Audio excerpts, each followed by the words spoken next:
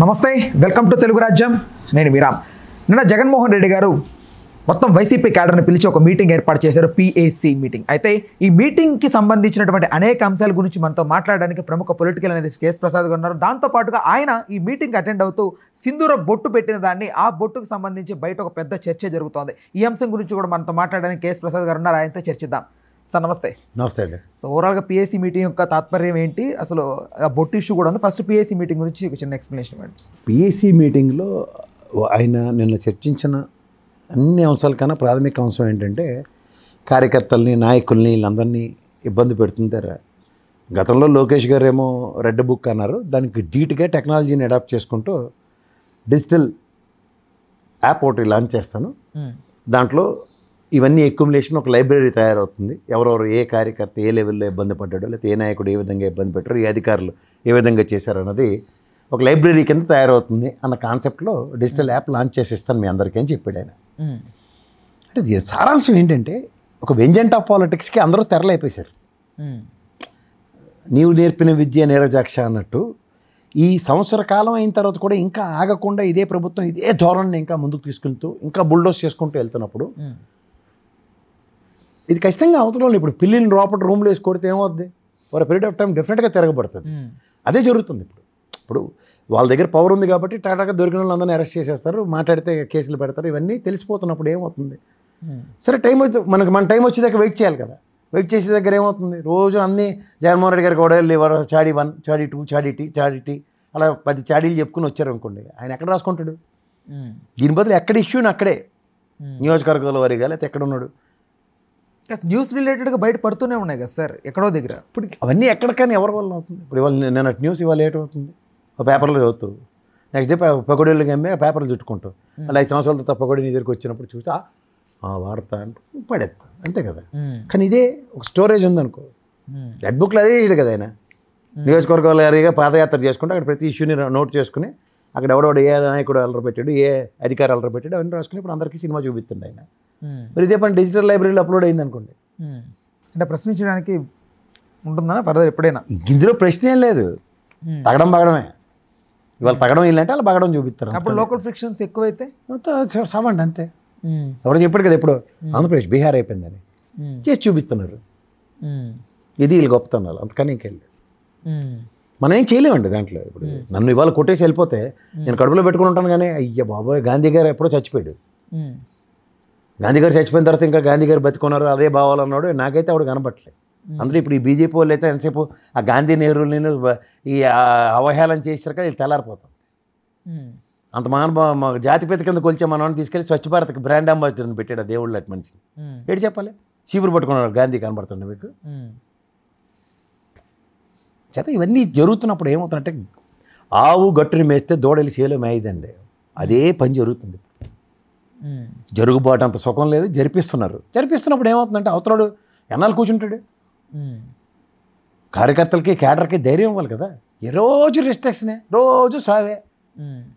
కూర్చుంటే ప్రాబ్లం, నిలబడితే ప్రాబ్లం. మరి ఇది పిఎస్సీ అంటే వాళ్ళు పార్టీలో ఇంపార్టెంట్ పర్సన్సే కదా, నియోజకవర్గాల ఇన్ఛార్జీలు, నెక్స్ట్ అడ్వైజరీ కమిటీలో ఉన్న వాళ్ళు అందరినీ కూర్చోబెట్టి రేపు పొద్దున మన ప్లాన్ ఆఫ్ యాక్షన్స్ ఇట్లా ఉండబోతున్నాయి. దేశమే ప్రణాళికాబద్ధంగా 5 సంవత్సరాలకు ఒకసారి ప్రణాళికలు వేసుకుంటూ అలా ముందుకెళ్ళింది. పార్టీ కూడా 4 ఏళ్ళకి ప్రణాళిక వేసుకుని మనం సప్రెషన్ అధిగమించాలంటే కొంచెం తగ్గింది. మనం ఏం చేయాలంటే ఆ కోపాన్ని వేరే విధంగా వెంట చేద్దాం, వేరే విధంగా ఛానలైజ్ చేద్దాం. లెట్స్ హ్యావ్ పేషెన్స్ ఎక్కువ పెంచుకోవాలి. 4 ఏళ్ళు మనం సంయమనాలని విచక్షణని కోల్పోతే మనం ఏం చేయలేని నిస్సహాయ స్థితి. ఇవన్నీ చెప్తారు కదా, చెప్పకుండా ఉంటాడే. అంటే ప్రతిపక్షం నోరు నొక్కేస్తున్నారనేదా ఈ యాప్ యొక్క అంతర్యం? ఖచ్చితంగా. జస్ట్ లైక్ ఆ జెర్సీ సినిమా చూసావా, అందరూ ఏముంది బడబాగ్ని అంతా దాచుకుంటాడు. సెలెక్ట్ అయిన తర్వాత రైల్వే స్టేషన్కి వెళ్ళి గట్టిగా అరుస్తాడు. ఎందుకు అరుస్తాడు? He has to went out. ఎక్కడితో వెంట్ అవుట్ కావాలి కదా. రైట్. అయితే జగన్మోహన్ రెడ్డి గారికి సంబంధించిన సింధూరం బొట్టు గురించి కూడా పెద్ద కాంట్రవర్సీ చేస్తున్నారు సార్. ప్రధానంగా ప్రతిపక్షం అవనివ్వండి, కొంతమంది అంటే ఎందుకు సడన్గా పెట్టుకొచ్చారు ఆయన ఈ బొట్టు అనేది? మీకు అనితమ్మ గారు గ్యాప్ కొన్నారు. Last time TTD board member ఇచ్చారు ఆవిడకి. ఇస్తే పాపం ఆవిడ క్రిస్టియానిటీని అవలంబిస్తారని చెప్పి బైబిల్ అది ఉంటుంది కార్లు అని చెప్పి ఆవిడకి బోర్డు మెంబర్షిప్ క్యాన్సిల్ చేశారు. ఇది సెక్యులర్ దేశం అండి సార్. మీకు 2 విషయాలు చెప్తాను. సెక్యులర్ దేశంలో నేను చర్చికి వెళ్ళి ప్రే చేయొద్దని నాకు ఎక్కడ చెప్పలేదు. అలాగే మసీద్కి వెళ్ళి నమాజ్ చదవద్దని ఎక్కడ చెప్పలే. కానీ నేను వెళ్ళి గుడికి వెళ్ళి రోజు దండం పెట్టుకుని బొట్టు పెట్టుకు వస్తానని చెప్పి ఆ రెండు మతాలని గౌరవించొద్దని ఎవరు చెప్పలేదు కదా. భారతదేశ ఔన్నత్యం ఇవన్నీ తిరుపతిలో కూడా నేను ముస్లిం అనుకోండి, నేను డిక్లరేషన్ ఇచ్చి నేను భగవంతుని నమ్ముతానని చెప్పే దేశంలో పుట్టినందుకు మనం గర్వపడాలి. అలాంటిది ఇప్పుడు కేసీఆర్ గారు ఉన్నారు, లేదా చంద్రబాబు నాయుడు గారు ఉన్నారు. ఎక్కడికైనా వెళ్తే ఆ దర్గా నుంచి తీసుకొచ్చి ఆయనకి మణికట్టు కడతారు, తెలుసు కదా. తెలుసు కదా మీకు. కేసీఆర్ గారు కదా కట్టుకుందే బయటికి రారు. ఎవరది? ముస్లిం సమాజం గౌరవించేది, అది ఒక రక్ష అది. సో అట్లా రాజకీయ నాయకులు గుడికి వెళ్తే భారతదేశంలో ఒక రేరెస్ట్ ఫినామినా తెలుసా, స్వామివారికి నెక్స్ట్ ఒంటిమెట్లో స్వామివారికి రాముల వారికి పట్టు వస్త్రాలు సమర్పించే అంత అదృష్టం ఇద్దరికే వచ్చింది, తండ్రి కొడుకు రాజశేఖర రెడ్డి గారికి. రాజశేఖర రెడ్డి గారికి కూడా అప్పుడు ఇదే బాధ కదా, ఇంట్లో విజయమ్మ గారు స్వామివారి ఫోటో బయట పడేశారని. ఇవన్నీ టాగునింతలే. ఈ నెగిటివ్ నెరేషన్స్తో ఆయన ఎంత బదనాం చేయాలన్న దాంట్లోనే ఉండేవారు అప్పుడు. సపరేట్గా సెట్ ఆయన ఏమో ఏకంగా స్వామివారి ప్రసాదం ఫస్ట్ తీసుకొస్తే ఎంత ప్రశాంతంగా ఎంత చక్కగా తిన్నాడు. ఎన్ని వీడియోలు ఉన్నాయి రాజశేఖర రెడ్డి గారు తిన్నవి. ఈయన ప్రసాదమే తిండు. ముందు ఎలా చెప్తారు, అక్షింతలు దులిపేసుకుంటాడు. ఆ ఫోటోలు కంపారిజన్స్ ఇచ్చారు కదా అందరూ, ఎంత చక్కగా ఆయన ప్రసాదం తిన్నాడు, అన్ని ప్రసాదాలు జగన్మోహన్ రెడ్డి గారు. కానీ బయట ప్రసాదాలు పడేశారట. జగన్మోహన్ రెడ్డి గారికి ప్రధానంగా ఓట్ బ్యాంక్ అనేది ఒకటి Christian community and Muslim community అనేది ఒకటి ఉంది. ఒక క్రిస్టియన్ కమ్యూనిటీ ఉంటుంది, వాళ్ళు ఫస్ట్ కన్వర్ట్ అయిన తర్వాత క్రిస్టియన్స్ అవుతారు, కొంతమంది బోర్న్ క్రిస్టియన్స్ ఉంటారు. అంటే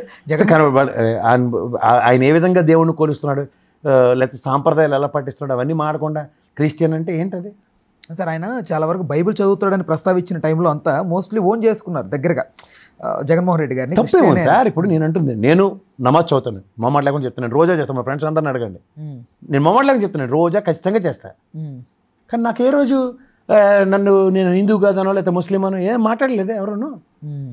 ఐ బిలీవ్ గాడ్. ఆయన ఏ రూపంలో ఉన్నాడో నాకేం తెలుసు. అయినో సార్ మీ దగ్గర దుర్గమ్మ కుంకుమ కూడా ఉంటుంది. అయినో ఖచ్చితంగానండి, దేవుణ్ణి నమ్మాలి. ఆయన ఏ రూపంలో ఉన్నాడో, అలా రూపంలో ఉండొచ్చు, యేసు ప్రభు రూపంలో ఉండొచ్చు, లేకపోతే మన స్వామివారి రూపంలో ఉండొచ్చు. దానికి ఏ రూపం ఉందని మీరు కొలుస్తారు అసలుకి? భగవంతుడు అంతే. ముస్లిం కమ్యూనిటీ కానీ క్రైస్తవ కమ్యూనిటీ కానీ లేకపోతే బౌద్ధులు జైన్లు కానీ భగవంతు స్వరూపాల కింద వాళ్ళు కొలుచుకునే వస్తున్నారు తప్ప భగవంతుడు కాదని అని చెప్పారా? ఒకళ్ళ రూపం లేదంటారు, ఒకళ్ళ రూపం ఉందనుకుంటున్నారు. నాకు రూపంతో ఊహించుకుని దేవుణ్ణి గౌరవించడం నాకు అలవాటు. ఒకళ్ళ రూపం లేకుండా ఒక అద్భుత శక్తి అనుకుని గౌరవించడం ఒకరికి అలవాటు. ఏం చెప్పాలి దాన్ని? ఓ మహాశక్తిని ఒక దైవాంశ సంబూతుల్ని కాదనే హక్కు ఎవరిచ్చారు? బొట్టు పెట్టుకున్నంత మాత్రం ఏముంది సార్? అంటే హిందూ నాగరికతకి ఎప్పటి నుంచో దూరంగా ఉంటుంది జగన్మోహన్ రెడ్డి గారి ఫ్యామిలీ. ఎవరు చెప్పారు మీకు హిందూ నాగరికత? అన్నదాన్ని అన్న యొక్క అభియోగాన్ని అది తొలగించడానికే ఈయన బొట్టు పెట్టుకొచ్చి దాన్ని నేను పాదయాత్రలో ఎక్కడికక్కడ ఆయన వీరతిలకాలు దిద్ది హారతలు ఇస్తే కుంకుమ తుడుచుకుంది ఎప్పుడైనా చూపించండి. ఎన్ని కుంకుమతో ఉన్న ఫోటోలు ఉన్నాయి ఆయనకి? ఇంట్లో సంక్రాంతి సంబరాలు చేసినప్పుడు ఆ దేవుడిని దండం పెట్టుకుని బొట్టు పెట్టుకున్న ఫోటోలు ఎందుకు లేవు? ముఖ్యమంత్రిగా ఉన్నప్పుడు ఇదే భారతమ్మను ఆయన ఇద్దరు ఫోటోలు.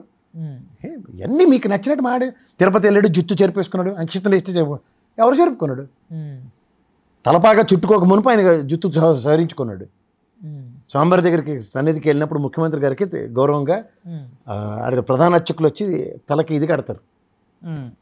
ఎంత విడ్డూరం అంటే సార్, ప్రధానంగా ఒక మాట విన్నాను నేను, ఆ బొట్టు పెట్టింది కూడా బీజేపీ తాలూకు రంగు ఉన్న బొట్టు పెట్టారు. బీజేపీని కొంచెం జోకొట్టడానికి ఆయన మీద ఉన్న సార్ బొట్టుకి ఎక్కడైనా కేసులు కొట్టేస్తారా సార్? ఏం సార్ కాదు, నాకు అర్థం కాదు సార్. ఆంజనేయ స్వామి గుడికి వెళ్తే అది ఏ రంగులో ఉంటుందండి? సింధూరం.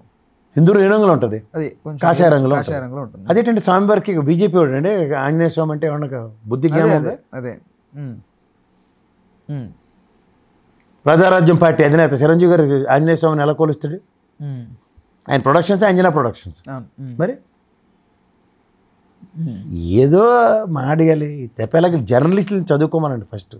నేను జర్నలిజం చదువుకుంటా ఇలాంటి బనికిమాలిన వార్తలు రాయరు. భారతదేశం లౌకిక దేశం, ఏ మతాన్నైనా గౌరవించాలి, సాంప్రదాయాలు గౌరవించాలని రాజ్యాంగం రాస్తే ఎవరంటే బొర తక్కువ బ్యాచ్ అంతా. వీళ్ళు చెప్పిన మనం ఎలా వినాలి, ఎవరికి చెప్పాలి? తలా తోకాలని ఆర్గ్యుమెంట్స్ అన్నీ పెట్టి వీళ్ళు ఏమో చర్చనీయాంశాలు చేసి రిటైర్ అయిన వాళ్ళందరినీ కూర్చోబెట్టి డిబేట్లు పిలిస్తే అలాగే ఉంటుంది. ఇంత చర్చకి దారితీస్తుందని జగన్మోహన్ రెడ్డి గారికి తెలియదు అంటారా? ఇప్పుడు కూర్చుంటే తప్పు, నిలబడితే తప్పు అని చిన్నప్పుడు మనం ఇసుగుబడి వాళ్ళని చూడండి, అలా తయారయ్యారు వీళ్ళు. వీళ్ళకి ఇంకేం లేదు, వీళ్ళు ఏడు చేశారు చెప్పండి అంటే అది చెప్పలేక ఎంతసేపు ఆ జగన్మోహన్ రెడ్డి మీద. మన యూనివర్సిటీలోనూ కాలేజీలోనూ ర్యాగింగ్ ఉండేది మాకును.